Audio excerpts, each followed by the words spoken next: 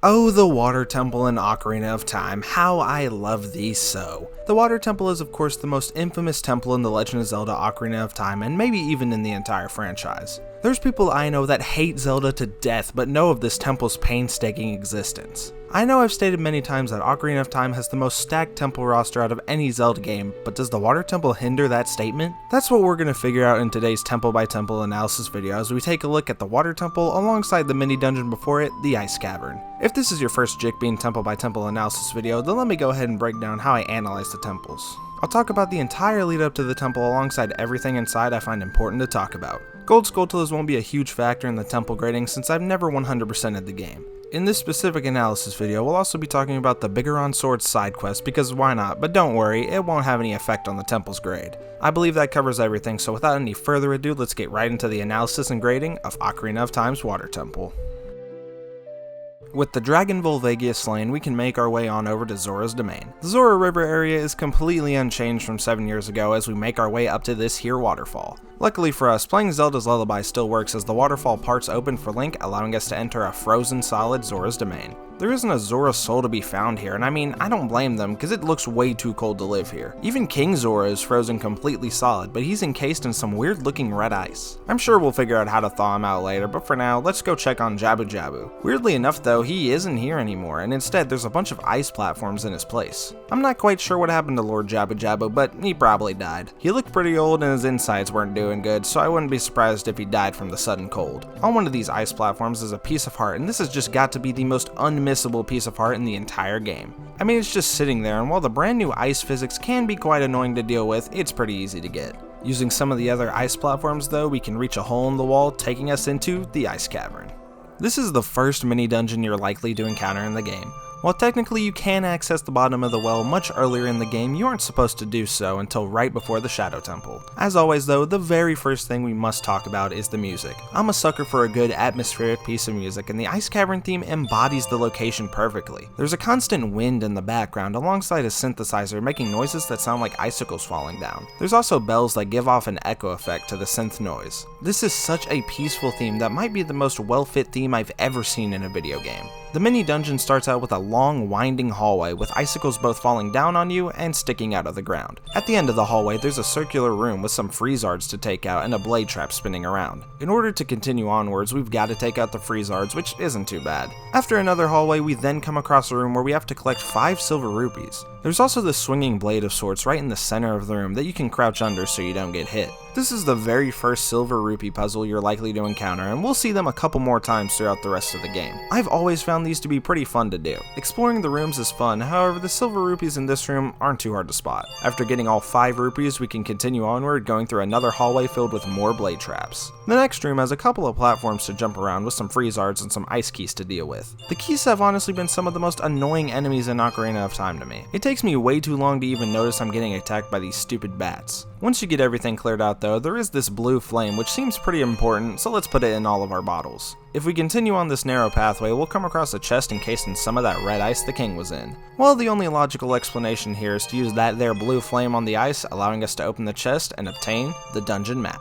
With all this blue fire in our inventory, we need to head back to the silver rupee room where there's 2 different walls we can melt. One of the walls, which I never melt, leads to a room where there's another blue flame pedestal and another chest we can melt to get the compass. There's also, weirdly enough, a piece of heart also encased in some of that red ice. To my knowledge, this is the only instance where a piece of heart is found inside some sort of temple/dungeon. While yes, it is a mini dungeon, I still think it's a cool piece of Ocarina of Time trivia. Also, fun fact, I didn't even know this place existed until I was watching someone else play through the Ice Cavern, so thank you to that random guy whose name I don't remember. If we melt the other ice wall though, we can shred through a hallway and end up in yet another silver rupee room. This time though, there's some blocks that we can push around this icy platform, causing them to slip and slide all around the place. There's also even more ice keys flying around just to make this room that bit more annoying. While I do like the silver rupee puzzles, I've never liked this room. I can never seem to get the platform in the right place, and while yes, it probably is a skill issue on my part, I don't really care. All the rupees are pretty much seen the second you walk into the room, except for this rupee encased in some of that red ice. Don't worry though if you're out of blue flame, as there's a blue flame refill station in this room. After collecting all the rupees, we can push the block right in front of a platform and then head down the hallway where there's more things for us to burn. Past that is the door that leads us into the boss room of the Ice Cavern. In by far the coolest looking room of the mini dungeon lies a white Wolfos, and he acts just like any other Wolfos found in the game. Personally, this wouldn't have been my pick for a boss of the Ice Cavern, but hey, at least they made him bigger so it looks like he poses more of a threat. He goes down with a couple of jump attacks and in spawns a chest containing the legendary, the awesome, the coolest item in all of Legend of Zelda, the Iron Boots.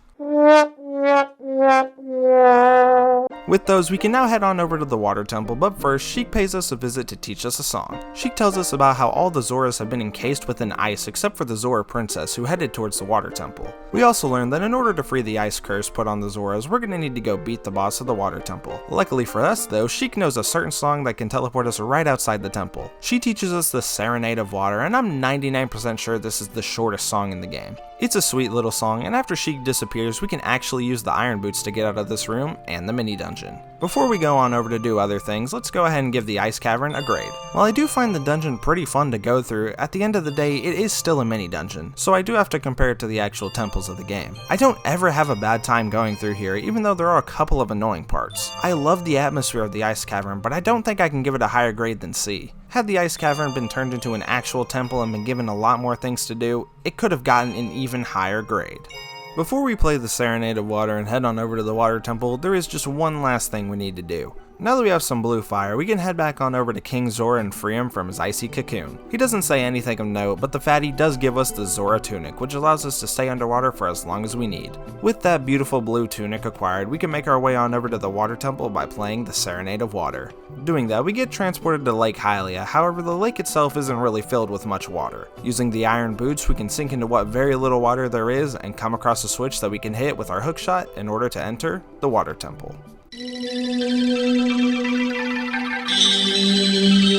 Well, here we are at the single most infamous temple found in the entire Legend of Zelda series. Before we talk about everything that makes people hate the Water Temple, we have to talk about the music. Just like the Ice Cavern theme, the Water Temple theme really adds to the atmosphere of the location. People are always too busy hating on the temple itself, so I never see anyone talk about this banger of a theme. Things start out with a glass harmonica heard throughout the entire song as a backing. Then there's this trickling of water sound that adds personality to the track, just like the icicle falling sounds of the Ice Cavern. Then for the main melody of the song, there's some sort of flute alongside some strings. While the Forest Temple may have my personal favorite theme we've seen so far, the Water Temple is in a very close second. Just like the Forest Temple, the Water Temple's theme is very mysterious and makes me want to explore the entirety of the temple. Too bad other people don't want to do it though, which is a big reason for why the Water Temple quote-unquote sucks. Okay, let's just get this out of the way really quick. Yes, the Water Temple is honestly a pretty confusing temple. With the constant shifting of water levels and all the separate rooms you need to go into, it can become frustrating if you aren't checking every nook and cranny of the temple. Not to mention the fact that every time you need to sink down somewhere, you must equip the Iron Boots and unequip them to swim back up. While yes, it is tedious at times, I've never found it to be insanely frustrating. That might just be because of my patience level, but if you're pretty impatient, just play through the 3DS version of the game instead. You don't have to waste a whole lot of time equipping and unequipping the Iron Boots over and over again. But now that that's out of the way, let's get into the actual analysis of the temple. The Water Temple is a vertically structured temple with there being so many different floors to explore. In the central room, there's 3 separate floors, with the first one we can go to being the bottom one. If we go through this hallway with 2 unlit torches in front of it, we'll come across our childhood love, Princess Ruto. Shockingly, she actually remembers us, only as her fiancé though. She asks Link to help her dispel the evil of this temple away, and mentions that there are 3 places where you can change the water level. She leads us to one of them, but when we reach the top of this room, she's nowhere to be found. At the top here though is a Triforce symbol, and if we play Zelda's Lullaby in front of it, the water level will change. For this one specifically though, the water level will go to the lowest it can go. There's also a door up here that leads to a room where we have to defeat some spikes. It's very simple, and once all the spikes have been defeated, a chest spawns in the center of the room containing the dungeon map, which will be super useful in this specific temple. We can now head back down to where we met Princess Ruto and light these torches in order to open up access to a door. This is another room dedicated to fighting off some enemies, with the enemies in particular for this room being some shell blades. Once they're all gone, a small chest spawns in the middle of the room containing our first of many small keys. With the water now super low, we can explore all these different rooms down here. First though, there's actually a room blocked off by a movable block that eventually falls through some water. We can take the water pathway all the way to a new room. In here, there's a switch that when hit makes a geyser of water shoot up, allowing you to get to the other side of the room. Through the door on the other side, we can come across a room where there's water circling around the room. At the bottom, there's a switch inside this really cool looking dragon head that unlocks the door. The door is on a time limit, and it's honestly pretty tight, but doable. Our reward for such a tough challenge is found inside this chest, and it's yet another small key. That's all in these rooms, so let's head back to the central room.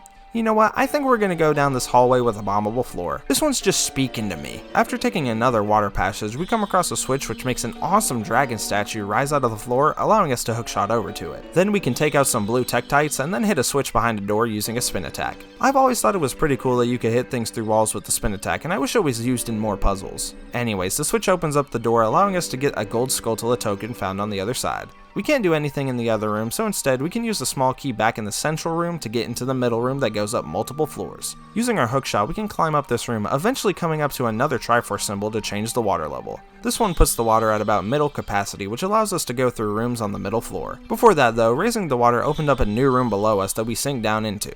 Inside this room is a switch that when hit drops a bunch of enemies down right on top of you.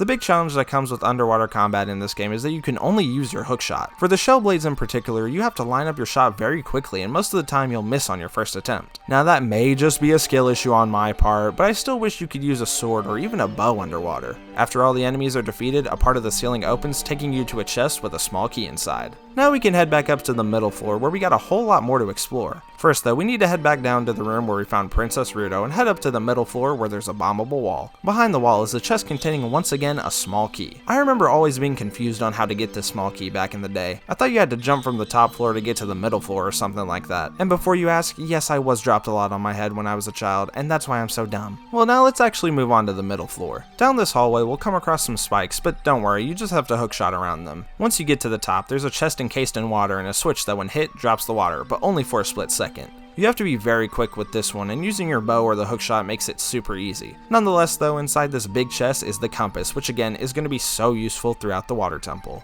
In the central room, there's also a locked door that we can use a small key on. In here, there's a water geyser that I question the physics of and a switch that makes it shoot up. Also, watch out for this little blue tektite that's awaiting you once you reach the next room with the geyser. The only thing in this room is a door which leads to an elevated point in the central room with the third and final Triforce symbol that makes the water go as high as it can. This of course means we can finally explore rooms on the top floor, with the first one we'll explore being on the right. Using the iron boots, we can sink down and find a movable block that we need to pull backwards for later use. We can then make our way over to a locked door on the left side of the central room in one of my favorite rooms. There's this mini waterfall with a bunch of platforms falling down it, and you need to hookshot onto each one of them to reach the next door. This room really isn't too special, but I always thought it was pretty creative. The next room has even more dragon statues in it and a switch in the center of the room that raises and lowers the statues. This is where the water temple starts to pick up for me because they start having more creative puzzles. You have to hookshot using the dragon statues, however some of them will be blocking the path if raised, so you have to lower them back down. I don't know why there's a billion dragon statues in this temple, and while you might assume it's to reference the boss of the water temple, it's not. Past the dragon statue section, there's some blue tektites and a like. Also, thank you dear commenter on the last video for telling me why they're called likes, I really do appreciate it. We can then use our hookshot to dodge some spikes and enter this door to the mini boss room. All that's seen here is one leafless tree surrounded by a whole lot of water. There is a door on the other side of the room though, and if we walk over there and turn around, we'll find the most iconic mini boss of all time, Dark Link. Dark Link is an awesome combat challenge since he acts exactly like Link. He's able to counter almost every single attack you throw at him, making for a super hard boss. The best way to go about this fight is to honestly just spam and hope for the best. After you beat Dark Link, the room you're in changes back to normal and the next door unlocks. Through the door is a room with another big chest containing the item of the temple, the long shot. Admittedly, this seems like a bit of a disappointing item, but my goodness is it so nice to finally have this thing. There's also a block of time on the floor, so the only reasonable thing to do is play the Song of Time. Down the hole, we come across some sort of river with vortexes in it you need to avoid. You can go very slowly with the iron boots and it'll be a lot safer, or you can just brute force it without them and pray to God you don't get sucked in by the vortexes. At the end of the river, there's an eye switch that opens up a door allowing you to hookshot onto this chest containing a small key. This is another tight time limit though, but I still think it's simple to pull off. We can then walk right into the room housing the very first dragon statue we saw at the beginning of the temple. What we need to do now is head back over to the Princess Ruto room once again in order to change the water level. Now with the long shot, we're able to access other rooms that we couldn't do anything in before. While we need to head into the room on the bottom floor we haven't visited yet, there is one room on the middle floor that we need to visit first. After raising the water level a bit, we need to head on over to this eye switch. If we hit the eye switch, we can quickly hookshot into a hallway. The timing here is super tight once again and couldn't be performed without the long shot. Thank goodness this temple has the exact item we need to complete it. Eventually, we'll come across another movable block, and when moved into position, allows us to get a small chest containing a small key. Now we can head on down to the final room on the bottom floor we need to visit.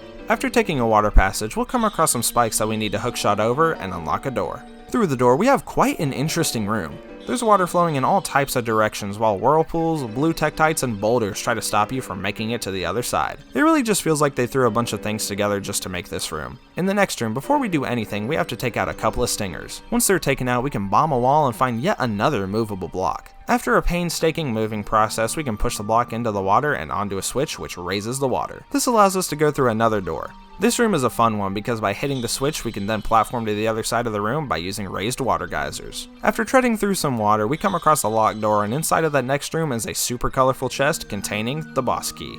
Now that we have everything we need to complete the temple, we have to head over to the Triforce symbol that makes the water rise to the top. Once the water is at its max height, we're then able to long shot closer to the boss room using another dragon statue. Through the next door, we come across by far my least favorite room of the temple. There's this little slope with a few blade traps. Doesn't sound too annoying, right? Well, it just so happens that this is the most slippery slope that's ever been put into a video game. The iron boots don't even help you in any way, and you'll just slide back down whether you have them on or not. I've probably spent way too much time in this one room, and yes, once again, I know it's a skill issue. Nonetheless, once you finally reach the top of the room, we can enter the boss room.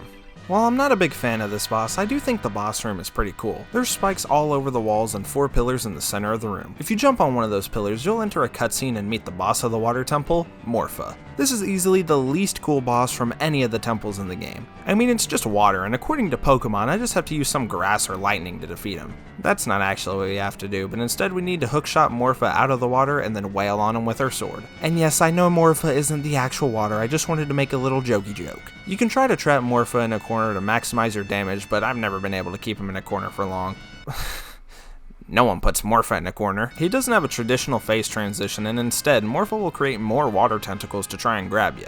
I'm not sure what the common consensus on Morpha is, but if you can't already tell, I'm not the biggest fan of him. With all the dragon references in the temple, I really would have expected a water dragon to be the boss. Instead, we get this blob of nothing that unfortunately makes the water temple end on a sour note. Of course though, once Morpha is defeated, we can obtain our patented heart container and take a trip on over to the Chamber of Sages. Believe it or not, the water sage ended up being Princess Ruto herself. She pretty much spends the entire time glazing Link, talking about how awesome he is and that she knew she was picking the right guy as her true love. She admits that she knows Link is looking for Zelda, and Ruto believes she's still alive and out there. She then gives us her power with the water medallion as we bid our soon-to-be wife farewell. In a weird change of pace, back at Lake Hylia, we're actually met with Sheik as she watches the water return to the lake. She doesn't really say much of note except trying to make Link realize how much of an impact he has before disappearing. There is one more thing in Lake Hylia though that needs to be talked about. Next to the tree, there's an inscription that says, "When water fills the lake, shoot for the morning light." Well, of course that means to shoot an arrow right at the sun during its rise. If you do that, you'll be able to get the fire arrows, which is a decently useful item when trying to light torches. Now it's time for the moment you've all been waiting for, the Biggoron Sword side quest. Oh, you actually wanted me to rate the water temple? Nah, you guys can wait a little bit and give me watch time, right? In order to kick off this quest, we gotta head over to this Anju looking woman in Kakariko Village. She'll give you a pocket cuckoo that we'll need to get to hatch, which can be done fast with the Sun Song. Now that we have the cuckoo itself, we can head into this specific building and once again wake Talon. Now we can head back to fake Anju, and she's very impressed with our chicken handling skills, so she gives us a special blue cuckoo named Kojiro, who once belonged to her brother, Grog. We can actually find him all the way in the Lost Woods and show him his long-lost friend. He'll be thoroughly impressed with Link's handling of Kojiro and asks Link to give this odd mushroom to the old granny in Kakariko's potion shop. This is where things get interesting, as you have to deliver the mushroom within the time limit or else it'll expire. You can't even use warp songs, so having Epona comes in handy a lot during the side quest. Once you reach the potion shop, the old potion woman will make us an odd potion that we can take back to Grog. Unfortunately for us though, he's no longer there and is replaced by some Kokiri girl. Apparently, Grog wandered off into the Lost Woods and became a Stalfos. This little girl still gives us the poacher saw in return for the medicine. So you're telling me I really didn't need to hurry on over to that old woman? I don't think I'll ever forgive you, Grog. Anyway, with the poacher saw, we can head on over to Gerudo Valley and give it to one of the carpenters. He thanks Link for the saw and decides to give us a broken Biggoron sword. Gee, thanks Mr. Carpenter. Your daughter was right about your kind. We can then make our way towards Biggoron himself at the top of Death Mountain. He's got some eye trouble though, so he gives us his prescription that we can go give to King Zora. He then gives us this weird looking eyeball frog that we'll need to take over to the marine biologist in Lake Hylia. We're under another 3-minute time limit for this one, but thank God for Epona because it's not that bad. Once we reach the scientist, he at first wants to eat the frog, but eventually agrees to making some eye drops for Biggoron. We get an extended 4-minute timer for this delivery, and once we reach Biggoron and give him the eye drops, he gives us a claim check that we'll need to get our new sword. Then you have to wait 3 in-game days, but you can just play the Sun Song over and over again to speed up the process. After 3 days, you can finally obtain the best sword in all of Ocarina of Time, the Biggoron sword. This sword is insanely powerful and is way better than that puny Master Sword could ever dream of being. Now we can finally get to the grading of the Water Temple. All in all, it's a decently fun temple to run through. Now granted, I knew what I was doing for the most part, so it made the temple a lot easier for me. Still though, I don't think it's nearly as confusing as people make it out to be. You pretty much just explore every room on each respective floor and make your way up. After getting the long shot is when things get a little complicated, but it's not even that bad. The Dark Link boss fight is pretty cool, but man, Morpho really drags the temple down for me. This is the second main temple in a row where the final boss of it makes the temple not nearly as good. Let's hope this doesn't happen in any future videos of the series. Spoiler alert, it most definitely will. Like I said though, the Water Temple is still pretty fun, and taking off and putting back on the Iron Boots really doesn't take up nearly as much time as people say it does. I'm gonna give the Water Temple a solid A tier ranking. I still think that the Fire Temple overall is a better temple, but the Water Temple is still a great temple. Its atmosphere is amazing, and I think a lot of the puzzles are pretty creative. The Water Temple gets so much hate, but I don't think I'll ever truly hate this temple the way so many others do. Well, there you go, there's the Water Temple analyzed. This of course was quite a long one, and next week's analysis of the Shadow Temple will also be a bit longer than normal. I'm gonna reanalyze the bottom of the well though, because I don't feel like that section of the Child Dungeon analysis video was very good. I want to thank you guys for all the support shown on the Fire Temple analysis video. It is now the 4th video on this channel to reach over 1,000 views, which is freaking awesome. I hope you guys enjoyed this analysis video just as much, if not more, than the Fire Temple one. Also, I know I've been kind of vague about what videos are going to come out after this series is done, but I think I've finally settled on it. We're going to be doing a whole bunch of Mario Galaxy / Mario related videos in honor of the Mario Galaxy movie coming out in April. After that is released though, we'll go back to the temple by temple videos with the Legend of Zelda Wind Waker temples. I'm trying to go in release order for these games, so after Wind Waker we'll cover Twilight Princess, then Skyward Sword, then Breath of the Wild, and finally Tears of the Kingdom. Again, thank you guys so much for the support on the past couple of videos, and hey, why not support this one by leaving a like, subscribing to the channel maybe? Heck, maybe even comment something and I'll probably give it a reply as long as it's not something stupid. That's gonna do it for me though. Have a great rest of your day, and we'll be seeing ya.